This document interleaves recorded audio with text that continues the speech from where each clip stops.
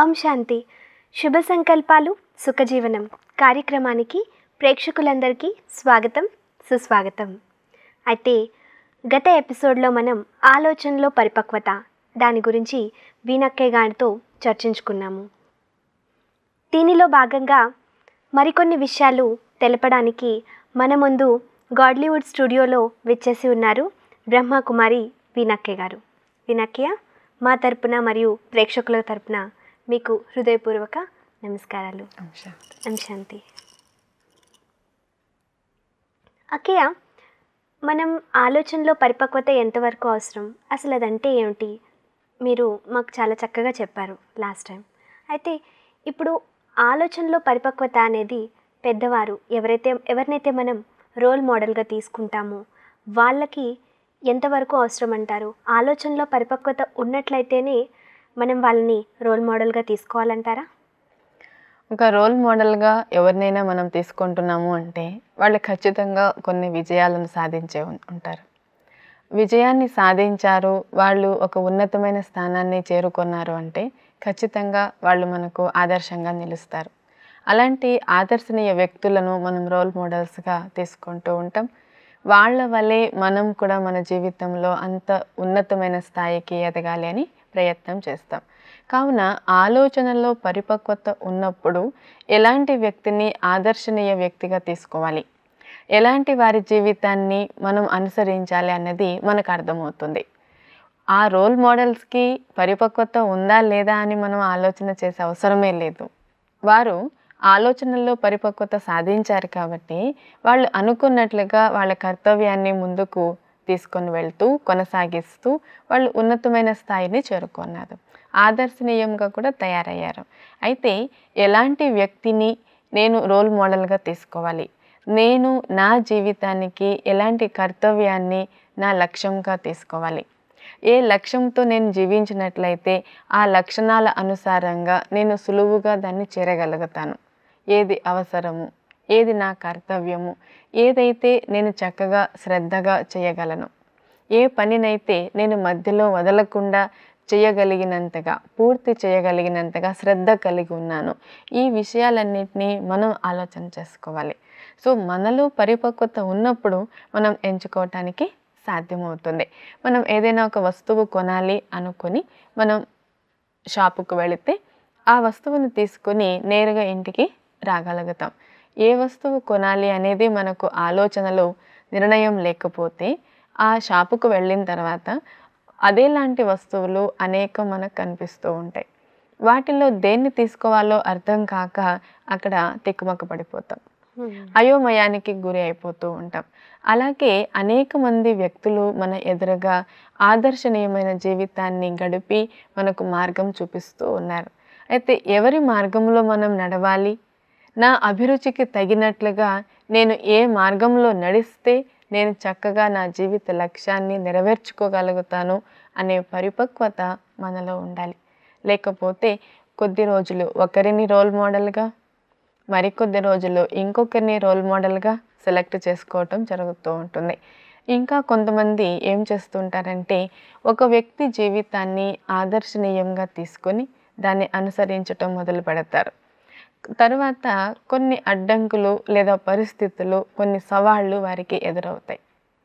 ఎదురైనటువంటి సవాళ్లను ఎదుర్కోలేక దాటుకొని వెళ్ళేటువంటి సామర్థ్యం లేకపోవటం వలన లేదా ఆ సామర్థ్యాన్ని పెంచుకోవటానికి కష్టపడటానికి ఇష్టపడక సోమరితనంతోనో నిర్లక్ష్యంతోనో లేదా ఇంకా ఏ కారణంగానైనా ఆ వ్యక్తిని అనుసరించటమే వదిలేస్తారు.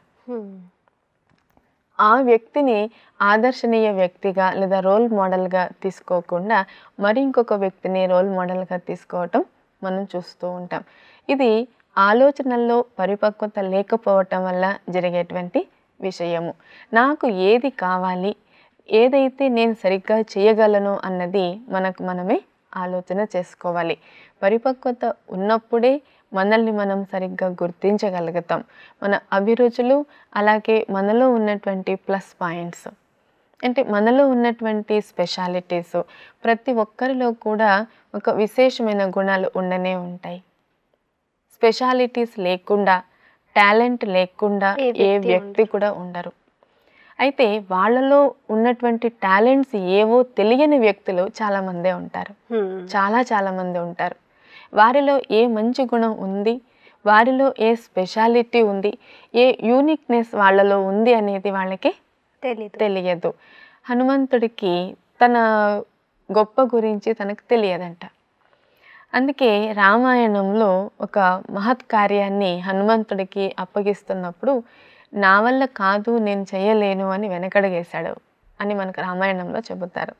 ఆ సమయంలో జాంబవంతుడు హనుమంతుని శక్తుల గురించి, హనుమంతుని వద్ద ఉన్న యుక్తిని గురించి, అతని సామర్థ్యం గురించి స్తుతిస్తూ జ్ఞాపకం చేస్తాడు. ఎప్పుడైతే అతను జ్ఞాపకం చేస్తాడో అప్పుడు హనుమంతుడికి తన విశేషతలు, తన సామర్థ్యము, తనలో ఉన్నటువంటి మంచి గుణాలు, విశిష్టతలు, తను ఎందుకోసం జన్మ తీసుకున్నది, తన జన్మ యొక్క కర్తవ్యం ఏంటి అన్నది అవన్నీ కూడా బోధపడతాయి.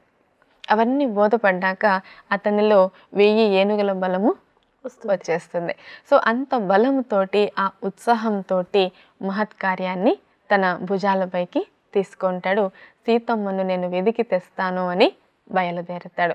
అలాగే మనం కూడా చాలామందిమి మనలో ఉన్న మంచి గుణాల గురించి మనం తెలుసుకొని లేదు, మనం మర్చిపోయి ఉన్నాము, లేదా పూర్తిగా తెలియకుండానే ఉన్నాము.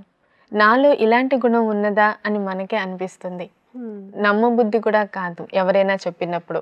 అందుకే ఆలోచనల్లో పరిపక్వతను మనం పెంచుకోవాలి అంటే మొదట మనలో ఉన్నటువంటి విశేషమైన గుణాలు, మనలో ఉన్నటువంటి విశిష్టతలు, ఆ క్వాలిఫికేషన్స్ ఏవి ఎక్స్ట్రా ఉన్నాయో, ఏ యూనిక్నెస్ అయితే మనలో ఉన్నదో దాన్ని మనం గుర్తించాలి. అది గుర్తించినప్పుడు దానికి తగినట్లుగా మన లక్ష్యాన్ని ఏర్పరచుకోవచ్చు. మనం తీసుకున్న లక్ష్యానికి అనుసరించి కొన్ని లక్షణాలను కూడా మనం పెంపొందింపు చేసుకోవటానికి సాధ్యమవుతుంది. సో ఇవన్నీ మనం చేయగలుగుతున్నప్పుడు పరిపక్వతను సాధించినట్లు అవుతుంది. అయితే పరిపక్వత కావాలి అంటే మొదట కాయ కావాలి కదా. నిన్న మనం ఉదాహరణ చెప్పుకున్నాం, ఒక పండును మాగబెట్టడాన్ని పక్వం చేయటం అంటారు. మరి మాగబెట్టాలంటే కాయ కావాలి కదా. అలాగే మన ఆలోచనల్లో పరిపక్వత రావాలి అంటే కొన్ని ఆలోచనలు మనకు కావాలి, వాటిల్లో మనం పరిపక్వతను సాధించాలి. అయితే ఎలాంటి ఆలోచనలు కావాలి? మాగడానికి సరిపోయేలాంటివి, అంటే బాగా సారం ఉన్నవి, శాశ్వతమైన లాభాన్ని కలిగించేవి. ఇప్పుడు మీరు సారం ఉన్న ఆలోచనలు అని అంటున్నారు. అయితే ఎవరైతే ఆలోచిస్తారో అంటే కావాలని ఆలోచించరు కదా, అవి న్యాచురల్గా వస్తాయి. మరి ఇవి సారమైన ఆలోచనలు లేకపోతే ఇవి మంచి ఆలోచనలు అని ఎలా అర్థమవుతాయి? ఎలాగైతే చెట్టు నుండి కాయలు తీసినప్పుడు కొన్ని కాయలు మాగడానికి సిద్ధంగా ఉంటాయి, కొన్ని కాయలు కొద్దిగా మాగి కూడా ఉంటాయి, కొన్ని కాయలు ఇంకా లేతగా ఉంటాయి. మాగబెడుతున్నటువంటి వ్యక్తి ఆ కాయలన్నిటిని కూడా సార్టింగ్ చేస్తారు. ఏవి ఏ రోజు మాగబెట్టాలి, వేటిని ఎన్ని రోజులు మాగబెట్టాలి, అది ఇంకా ముదరాల అవసరం లేదా, ఇంకా లేతగానే ఉందా, లేదా కొమ్మపైనే ఉంచాలా, ఇలాగా అన్నిటిని కూడా సపరేట్ చేసుకుంటారు. కాయల్ని సపరేట్ చేసి మాగబెడతారు. అయితే మనం అనుకున్నప్పటికీ దూరగా ఉన్న కాయలు చెట్టు పైన రావాలి అన్నది లేదు కదా. చెట్టు దాని అంతటది కాయలు కాస్తూ ఉంటుంది. ఏ రోజు కోయాలి, ఏ రోజు మాగబెట్టాలి అనేది రైతు తెలివిపైన ఆధారపడి ఉంటుంది. రైతు ఆ విషయాన్ని అంచనా వేసుకొని కాయలు దింపి మాగబెట్టడం ప్రారంభిస్తాడు. అలాగనే మన మనస్సులో కూడా అనేక రకాల ఆలోచనలు వస్తూ ఉంటుంది. మీరు అన్నట్లు నాసిరకం ఆలోచనలు ఉండొచ్చు, సారవంతమైన ఆలోచనలు ఉండొచ్చు, మనకు శాశ్వత లాభాన్ని కలిగించేవి ఉండొచ్చు, తాత్కాలికమైన వినోదాన్ని కలిగించే ఆలోచనలు ఉండొచ్చు. ఈ విధంగా అనేక రకాల ఆలోచనలు మన మనసులో కలుగుతూ ఉంటాయి. మన మనసులో కలిగిన ఆలోచనల్లో ఏవైతే శాశ్వతమైనవి, ఏవైతే మనకు ఫ్యూచర్లో లాభాన్ని కలిగించేవి ఉన్నాయో, మన తరువాత జీవితానికి, మన భవిష్యత్ జీవితానికి అవసరమైన ఉన్నాయో, అవి సారవంతంగా ఉన్నాయో, మన సామర్థ్యానికి తగినట్లుగా ఉన్నాయో వాటిని మనం సెలెక్ట్ చేసుకోవాలి. ఏవి నాసిరకం ఆలోచనలు ఉన్నాయో వాటిని మనం పక్కకు తోసేయాలి. ఎలాగైతే కాయలు దింపినప్పుడు పిందెలుగా ఉంటే దాన్ని పక్కకు పెడతారు కదా, కొన్ని దూరగా ఉన్న కాయల్ని ఆవకాయకి, కొన్ని దూరగా ఉన్న కాయల్ని మాగటానికి, ఇలా రకరకాలుగా సార్టింగ్ చేస్తారు, అన్నిటిని కూడా డివైడ్ చేస్తారు. అలాగే మన ఆలోచనల్లో కూడా ఏది మనకు అవసరమైన ఉన్నాయో వాటిని మన మనసులో అలాగే వాటిని భద్రపరచుకోవాలి. భద్రపరచుకొని బయట వాతావరణం తాలూకు వైరస్ దానికి సోకకుండా, వైరస్ అంటే ఏంటి, చెడు సాంగత్యము లేదా నిరుత్సాహపరిచే లాంటి మాటలు. ఈరోజు మనము మన సామర్థ్యానికి తగినట్టుగా ఒక మంచి ఆలోచన చేశాము. నేను ఫలానా విధంగా నా జీవితాన్ని స్థిరపరచుకోవాలనుకుంటున్నాను, నాకు ఒక ఆలోచన వచ్చింది. నా ఆలోచన విన్నటువంటి వ్యక్తికి, ఇతరులకు అది ఏమాత్రం నాకు తగదు అని వాళ్ళకు అనిపించవచ్చు. కానీ నా సామర్థ్యాన్ని అనుసరించి నేను ఆ సంకల్పం తీసుకున్నాను, ఆ నిర్ణయం తీసుకున్నాను. ఎప్పుడైతే ఎదుటి వారికి అది అసమంజసంగా అనిపిస్తుందో వెంటనే వాళ్ళ నుండి కామెంట్ ఒకటి వస్తుంది. నువ్వా, ఇది చేయగలవా, ఇది నీ వల్ల కాదు, లేదంటే ఇది నీకు సూట్ అవ్వదు, నువ్వు ఇంకొకటి ఏదైనా పిక్ చేసుకో, ఇంకొకటి ఏదైనా సెలెక్ట్ చేసుకో అని అలాగా ఒక ఉచిత సలహాను ఇచ్చేస్తూ ఉంటారు. మరి మన సామర్థ్యానికి తగిన విధంగా మనం ఆలోచన తీసుకొని ఉంటే వారి మాటలు నిరుత్సాహపరుస్తాయి మనల్ని. అంటే ఆ వైరస్ ఏం చేస్తుంది, మన మాగవలసిన ఆలోచన అనేటువంటి కాయను అలాగే మాగనివ్వకుండా డిస్కరేజ్ అవుతుంది, నిరుత్సాహపరుస్తుంది, డిస్కరేజ్ చేసేస్తుంది, వెనకలు పడిపోతాము. అయితే ఎప్పుడైతే మన సామర్థ్యానికి మించి మనం చేసి ఉంటామో, నిర్ణయం తీసుకొని ఉంటాము, అలాంటి వాళ్ళ మాటలు మనకు సహకరిస్తాయి. అంటే సార్టింగ్లో మనకి ఇంకొకరు హెల్ప్ చేసినట్టుగా అయితే అవుతుంది. ఈ ధోరణిలో ఎవరైనా మనం మంచిగా ఆలోచిస్తున్నాము, ఇది చేద్దామని అనుకుంటున్నాం, నెగిటివ్ ఏదైతే వస్తుందో ఆ నెగిటివ్ని మనం స్టాప్ చేయడం ఎలా? ఎందుకంటే నెగిటివ్గా పుషప్ చేసినప్పుడు ఆటోమేటిక్గా మనం అదే ధోరణిలో వెళ్తాం కదా. ఎలాగైతే కాయను మాగ పెట్టడానికి ఏదైనా కప్పి ఉంచుతాం కదా, బయట ఉన్న గాలి ఎక్కువగా తగలకుండా కప్పి ఉంచుతాం. గాలినైతే మనం కంట్రోల్ చేయలేం కదా, కాబట్టి గాలిని కంట్రోల్ చేయకుండా, గాలిని ఈ కాయకు తగలకుండా మనం దాన్ని కప్పి ఉంచుతాం. అలాగే మన మంచి ఆలోచనకు ఇతరుల నిరుత్సాహపు మాటలు అనే వైరస్ సోకకుండా, మన ఆలోచన బలహీనం అవ్వకుండా, నీరు గారిపోకుండా ఉండాలి అంటే దానికి మనము ఒక కవచమును తయారు చేయాలి. మన ఆలోచనకు ఒక కవచం ఏది అంటే మనకు మనముగే ఆలోచన చేసుకోవటము. ఎప్పుడైతే ఆ విషయాన్ని మరొకసారి మనం తరచి ఆలోచన చేసుకుంటామో, వాళ్ళు చెప్పిన విధంగా నేను ఏమైనా నా సామర్థ్యానికి మించి నేను నిర్ణయం తీసుకున్నానా, లేదా నా సామర్థ్యం తగినంతగా ఉందా, మనం ఇంకొకసారి ఆలోచన చేసామనుకోండి, అది ఒక కవచం లాగా ఏర్పడుతుంది. లేదు పర్వాలేదు, నేను నా సామర్థ్యానికి తగినట్టుగానే ఈ ఆలోచన చేశాను, ఈ నిర్ణయం తీసుకున్నాను. వాళ్ళు ఒక మాట చెప్పారు, ఒక కామెంట్ చేశారు, దాన్ని నేను నిరుత్సాహంగా భావించకుండా ముందు జాగ్రత్త విషయంగా మనం దాన్ని ఒక సైడ్గా పెట్టుకుంటే సరిపోతుంది. లేదా ఆ విషయము లేదా ఆ మాట మనల్ని ఇంకా ఎక్కువగా బాధ పెడుతున్నట్టుగా ఉంటే పూర్తిగా దాన్ని మైండ్లో నుండి తోసేస్తే సరిపోతుంది. తోసేయటం ఎలాగా అంటే మనము లేదు, నేను నా సామర్థ్యాన్ని ఫలానా విధంగా చెక్ చేసుకున్నాను, సో ఇదంతా కూడా నాలో సామర్థ్యం ఉంది కాబట్టి నేను ఈ పనిని చక్కగా నెరవేర్చగలను. లేదా ఒకవేళ సామర్థ్యం తక్కువ ఉంది అని మనం పరిశీలన చేసుకున్నప్పుడు మనకు అనిపిస్తే ఆ బలహీనతను మనం ఏ విధంగా దాటాలి అనుకుంటున్నామో దాన్ని కూడా మనం డిసైడ్ చేసుకోవచ్చు. ఈ రోజు నుండి నేను నా ప్రవర్తనలో ఇలాంటి మార్పు చేసుకుంటే, ఈ రోజుటి నుండి నా దినచర్యలో నేను ఈ విధమైన మార్పు చేసుకుంటే నేను అనుకున్న లక్ష్యానికి చేరగలను. ఒక చిన్న బలహీనత ఉంది, ఆ బలహీనతను దాటటానికి నేను ఈ మాత్రం కష్టపడగలను. ఎలా కష్టపడాలి అది కూడా మనం డిసైడ్ చేసుకోవాలి. సో ఈ విధంగా సారవంతమైన మన ఆలోచనను నిరుత్సాహం కలిగించేటువంటి మాటల నుండి కాస్త కప్పి ఉంచితే, దానికి కవచం ఏర్పాటు చేస్తే అది చక్కగా మాగుతుంది. సో మన మంచి ఆలోచన రోజు రోజుకి ఇంకొంచెం పరిపక్వంగా తయారవుతుంది. అనేక రకాల మాటలు వస్తూ ఉంటాయి, అనేక రకాల కామెంట్స్ వస్తూ ఉంటాయి. మనల్ని కామెంట్ చేసి నిరుత్సాహపరిచేది కొందరైతే, కొన్ని సలహాలు ఇచ్చి మనల్ని ఎంకరేజ్ చేసే వాళ్ళు కొందరు ఉంటారు.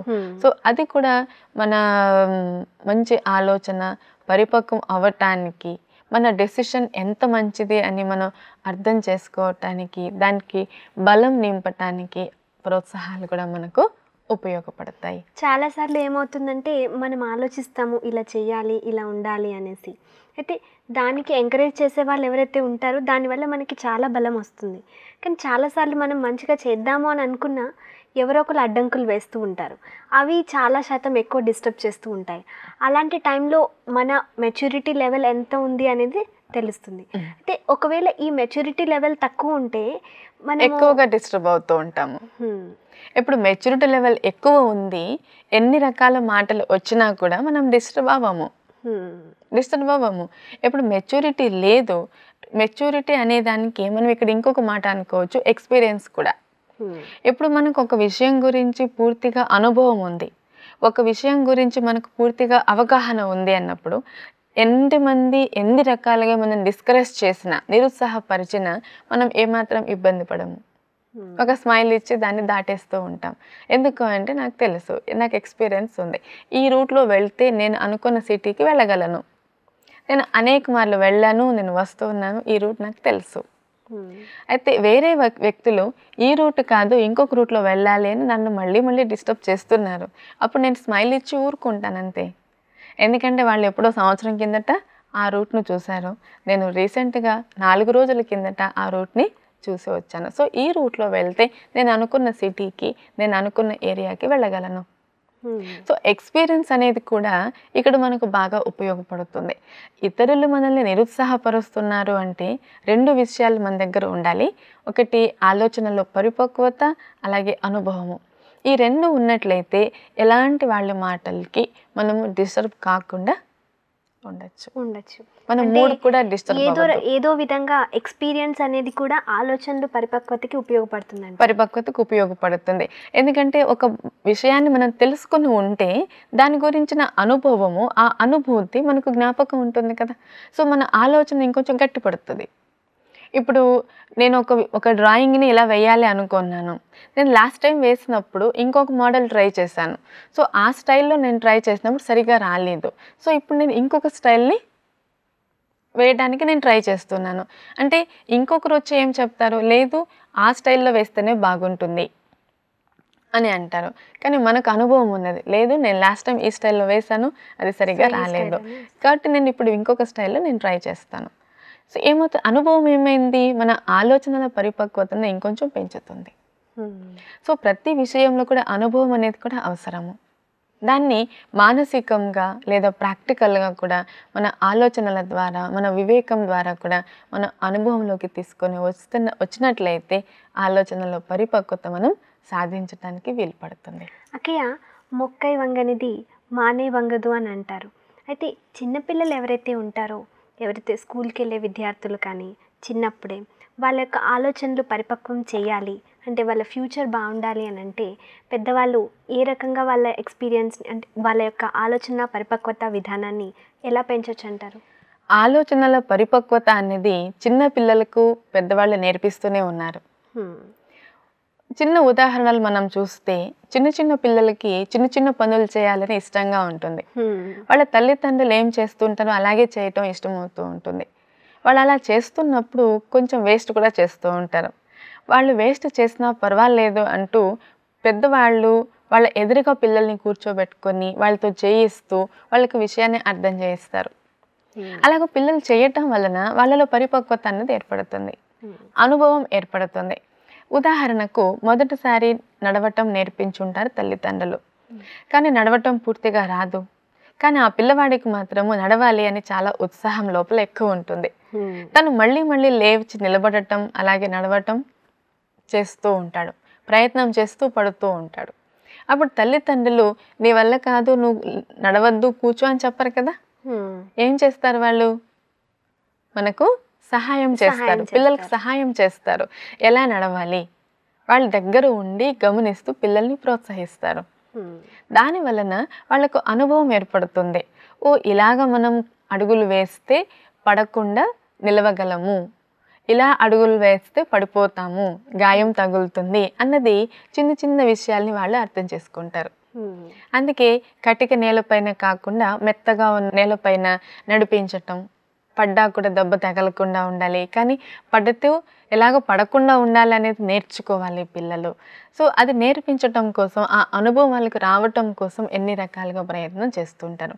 అలాగే రాయటం నేర్చుకున్నప్పుడు, చదవటం నేర్చుకున్నప్పుడు, తినటం నేర్చుకున్నప్పుడు, మనల్ని మనం సరిచేసుకోవటం అంటే అన్నీ వేసుకోవటం కానీ, రెడీ అవ్వటం కానీ నేర్చుకుంటున్నప్పుడు మరి సహయోగం ఇస్తూ ప్రోత్సాహం ఇచ్చారు. మరి ఒకసారి, 2 సార్లు, 3 సార్లు చేస్తూ ఆ అనుభవాన్ని మనము జ్ఞాపకం ఉంచుకున్నాం. అనుభవాన్ని జ్ఞాపకం ఉంచుకోవటం వల్ల మన ఆలోచనల్లో పరిపక్వత వస్తుంది. ఆ తర్వాత స్కూలుకు వెళ్తున్నప్పుడు లేదా స్కూల్ దాటి కాలేజీకి వచ్చినప్పుడు మన ఆలోచనల్లో పరిపక్వత కోసం టీచర్లు మనకు చాలా రకాలుగా సహాయం చేస్తారు. అలాగే ఇంట్లో వాళ్ళు కూడా, పెద్దలు మనకు సహాయం చేస్తూ ఉంటారు. వారి సహాయాన్ని మనం నిర్లక్ష్యం చేయకుండా ఉండాలి. అయితే వాళ్ళ ఎవరైతే సలహాలను పెద్దవాళ్ళు ఉన్నారో వాళ్ళకి ఎలా అర్థమవుతుంది అంటే పిల్లలు చేసే ఆలోచన కరెక్టా కాదా? వాళ్ళకి ఏ రకంగా ట్రైనింగ్ ఇవ్వచ్చు అంటారు? పెద్దవాళ్ళు పిల్లలకి ట్రైనింగ్ ఇవ్వాలి అంటే మొదట వాళ్ళు కూడా ట్రైనింగ్ తీసుకొని ఉండాలి. వాళ్ళ ఆలోచనల్లో పరిపక్వతను వాళ్ళు ఏ విధంగా సాధించారు, ఎలాంటి పరిస్థితుల్లో వారి పరిపక్వతకు దారితీసింది, వారి పరిపక్వతను ఎలాంటి పరిస్థితులు ప్రోత్సహించాయి. సో దాన్ని జ్ఞాపకం ఉంచుకుంటూ మనము మన పిల్లలకి ఆ విధంగా ట్రైనింగ్ ఇస్తే సరిపోతుంది. మనము ఏ విషయాల్లో అయితే మోసపోయామో ఆ విషయాల్లో ముందుగానే పిల్లల్ని హెచ్చరించటము, ఏ విషయాల్లో అయితే మనం చాలా చక్కగా పరిపక్వతను పొందుకున్నామో అలాంటి పరిస్థితుల్ని వీలైనంతగా పిల్లలకి కల్పించటము, ట్రైనింగ్ ఇవ్వటం. లేదా పెద్దవాళ్ళు తమ విషయాలను పిల్లలతో చాలా చక్కగా ఎదురుగా కూర్చొని మనసు విప్పి మాట్లాడటం, షేర్ చేసుకోవటం, మరి పిల్లల ఎక్స్పీరియన్స్ ఎలా ఉంది అన్నది తెలుసుకుంటూ ఏ విధంగా ప్రవర్తిస్తే ఇంకొంచెం పరిపక్వంగా కలిగిన వ్యవహారం చేయగలము అనే విషయాన్ని యాజ్ ఎ ఫ్రెండ్గా మనం పెద్ద పిల్లలకి చెప్పగలిగితే పిల్లలు చక్కగా తమ ఆలోచనల్లో పరిపక్వతను సాధించగలుగుతారు. అయితే పెద్దవాళ్ళు తమ యొక్క ఆలోచనని మార్చుకోవాలి అంటారు. అయితే వాళ్ళు సరిగ్గా ఉన్నప్పుడు పిల్లలకి చక్కగా ఎక్స్ప్లెయిన్ చేసి చెప్తే వాళ్ళ యొక్క ఆలోచన ధోరణి మారుతుంది. పెద్దవాళ్ళ ఆలోచన ఎప్పుడు సరిగానే ఉంటుంది, మార్చుకోవటం అనేది పెద్దగా అవసరం లేదు. కానీ మరి పిల్లలకు అలాంటి పరిస్థితులు కల్పిస్తూ వాళ్ళను ప్రోత్సహించవలసిన అవసరం మాత్రం చాలా ఉంది. చాలాసార్లు ఏదైనా ప్రాబ్లం వస్తుంది, ఎందుకంటే ఏదైనా డిసిజన్ తీసుకోవాలి అని అంటే చాలాసార్లు ఏమంటారు అంటే మీకన్నా మేము ఎక్కువ చదువుకున్నాము, సో మా యొక్క డిసిజన్ కరెక్ట్ అనేసి చాలామంది యువత కానీ పిల్లలు కానీ అంటూ ఉంటారు. సో దీనికి అంటే ఎక్స్పీరియన్స్కి ఇందులో ఆలోచన పరిపక్వత విధానానికి ఏమైనా డిఫరెన్షియేషన్ ఉందంటారా? ఆలోచనలో పరిపక్వత అనేటువంటి విషయంలో మనం పిల్లలకి అంటే పెద్ద పిల్లలకి మనం నేర్పించేటప్పుడు కొన్ని ప్రాబ్లమ్స్ మనం ఫేస్ చేయాల్సి వస్తుంది. ఎందుకంటే వాళ్ళు ఈరోజు ప్రపంచాన్ని కొత్తగా చూస్తున్నారు, కొత్త టెక్నాలజీని తెలుసుకున్నారు, మరి ఎడ్యుకేషన్లో కూడా చాలా ఉన్నతంగా ఉంటున్నారు. కాబట్టి వాళ్ళకి ఏమనిపిస్తుంది, ప్రపంచం అంతా నాకు తెలుసు, మా ఇంట్లో వాళ్ళకి పెద్దగా తెలియదు అనే ఒక భావన పిల్లల్లో ఏర్పడుతుంది. అంటే వాళ్ళదంటూ ఉన్నటువంటి ఒక లోకము చిన్నది, వాళ్ళ చిట్టి లోకానికి వాళ్ళు ఎక్కువ తెలుసుకున్నట్టు ఫీల్ అవుతారు. వాళ్ళ లోకానికి వాళ్ళు ఎక్కువ తెలుసుకున్నట్టే అర్థం. కానీ పెద్దవాళ్ళు మనము లోకాన్ని ఎంత ఉందో కొలత పెట్టాము, లోకాన్ని చూసాము. సో మనకు అర్థమవుతుంది ఈ లోకం యొక్క జ్ఞానంలో నాకున్నటువంటి జ్ఞానం ఎంత, నాకున్న జ్ఞానంలో మా పిల్లలకున్న జ్ఞానం ఎంత. మనకు అంచనా వస్తుంది. కానీ తమదైన ఒక చిట్టి లోకంలో ఉన్నటువంటి పిల్లలకు, అప్పుడే ప్రపంచాన్ని అర్థం చేసుకుంటున్నటువంటి యువతకు, లేదా కిషోరావస్థలో ఉన్నటువంటి పిల్లలకు వాళ్ళు తెలుసుకున్నదే చాలా ఎక్కువ అనిపిస్తుంది. అలాంటి పిల్లలకు నేర్పించటానికి మనం చాలా ఓర్పుతో ప్రయత్నం చేయాలి. కాస్త ఓర్పు ఉండాలి. మాకంటే మా పెద్దలకు బాగా తెలుసు అనే అభిప్రాయాన్ని మొదట వాళ్ళలో కలిగించాలి. ఆ అభిప్రాయాన్ని వాళ్ళలో కలిగించలేకపోతే మనం ఎంత నేర్పించినా వ్యర్థమే అవుతుంది. బూడిదలో పోసిన పన్నీర్ లాగానే అయిపోతుంది. కావున మొదట వారికి ఆ విషయం అర్థమయ్యేలాగా మన వ్యవహారాన్ని వాళ్ళు గమనించేలాగా చేయాలి. ఎప్పుడైతే మన వ్యవహారం ద్వారా మనకు పరిపక్వత ఉన్నది అనే విషయం వాళ్ళకి అర్థమవుతుందో, మరి వాళ్ళు మనల్ని ఫాలో చేయటానికి సిద్ధపడతారు, మనతో షేర్ చేసుకోవటానికి సిద్ధపడతారు, అలాగే మన నుండి నేర్చుకోవటానికి కూడా ఇష్టపడతారు. చాలాసార్లు అండర్స్టాండింగ్ ప్రాబ్లం వచ్చేస్తుంది. అయితే ఎడ్యుకేషన్ అనేది ఆలోచన పరిపక్వత విధానానికి ఏమన్నా హెల్ప్ అవుతుందంటారా? ఖచ్చితంగా హెల్ప్ అవుతుంది. మనం ఒక్కొక్క విషయాన్ని తెలుసుకుంటూ ఉన్నంతటికి మనకేమనిపిస్తుంది, ఇంకా తెలుసుకోవాల్సింది ఉంది అని అర్థమవుతుంది. లేదంటే అర్థమే కాదు కదా. ఒక సముద్రం ఒడ్డున మనం నిలబడి ఈ సముద్రం ఎంత లోతుగా ఉండొచ్చు అని మనం ఊహించుకుంటూ ఉండి దాదాపుగా మనము ఊహించగలమేమో, కానీ సరిగ్గా ఊహించలేకపోతాం. ఎప్పుడైతే ఆ సముద్రంలో దిగటం ప్రారంభిస్తామో అప్పుడు అది ఎంత లోతు ఉన్నది అనేది మనకు సంపూర్ణమైన అవగాహన ఏర్పడుతూ ఉంటుంది. అలాగనే చదువు, జ్ఞానము, విషయాల పరిజ్ఞానము, తెలివి ఇవన్నీ కూడా ఒక పెద్ద సముద్రం లాంటిది. ఎంత మనం తెలుసుకుంటూ ఉంటామో ఇంకా నేను తెలుసుకోవాల్సింది ఎంత ఉంది అన్నది అర్థమవుతుంది. అసలు మనం తెలుసుకునే ప్రయత్నమే చేయటం లేదు, చదవటమే లేదు, అలాగే మనం జ్ఞానాన్ని ఆర్జించటమే లేదు అన్నప్పుడు ఎంత జ్ఞానం ఉన్నది అని మనకు అర్థం కాదు, అవ్వదు. సో మన ఎడ్యుకేషన్ కావచ్చు, ఎడ్యుకేషన్ అంటే స్కూల్లో చదివేది కావచ్చు, పుస్తకాల్లో చదివేది కావచ్చు, లేదా లోకజ్ఞానం నుండి మనం నేర్చుకునేది కావచ్చు, మన చుట్టూ ఉన్నటువంటి వ్యక్తుల నుండి నేర్చుకునేది కావచ్చు, లేదా స్వయం అనుభవాల నుండి మనం నేర్చుకునేది కావచ్చు. ఇది ఏదైనా ఎడ్యుకేషనే. కేవలం విద్యాలయాల్లో నేర్చుకున్నది మాత్రమే చదువు కాదు, కేవలం గ్రంథాల్లో నేర్చుకున్నది మాత్రమే చదువు కాదు. మన చుట్టూ ఉన్నటువంటి విషయాల ద్వారా, స్వయం అనుభవాల ద్వారా కూడా మనం ఎంతో జ్ఞానాన్ని తెలుసుకోవచ్చు. చాలా చక్కగా వివరించారు అక్కయ్య. ఎందుకంటే ఆలోచనలో పరిపక్వత అనేది అందరికీ అవసరము. అయితే ఈ విషయాన్ని చాలా చక్కగా మీరు ఎక్స్ప్లెయిన్ చేసి దీన్ని మా ప్రేక్షకులకి అందజేశారు. సో మా తరపున, ప్రేక్షకుల తరపున మీకు చాలా చాలా ధన్యవాదాలు. ఎందుకంటే మీ యొక్క అమూల్యమైన సమయాన్ని మా కోసం కేటాయించి వచ్చారు. సో ఈ యొక్క కార్యక్రమాన్ని ఇక్కడితో ఎండ్ చేస్తూ సెలవు తీసుకుందాం. ఓం శాంతి. శాంతి. అయితే చూసారు కదా, చాలా విషయాల్లో మనకి ఆలోచన పరిపక్వత అనేది చాలా అవసరము. అయితే దీని గురించి అక్కయ్య ఎన్నో ఉదాహరణలు తీసుకొని మనకి ఎక్స్ప్లెయిన్ చేశారు. అయితే మన జీవితంలో కూడా పెద్దవాళ్ళకి తప్పకుండా వాల్యూ ఇవ్వాలి. అయితే పెద్దవాళ్ళు కూడా పిల్లల యొక్క విషయాల్ని అప్పుడే అర్థం చేసుకోగలుగుతారు ఎవరికైతే ఆలోచన విధానంలో పరిపక్వత ఉంటుందో. అయితే ఈ యొక్క కార్యక్రమాన్ని ఇంతటితో ముగిద్దాం. మళ్ళీ వచ్చే ఎపిసోడ్లో మరికొన్ని విషయాలు తెలుసుకుందాం. అంతవరకు సెలవు. ఓం శాంతి.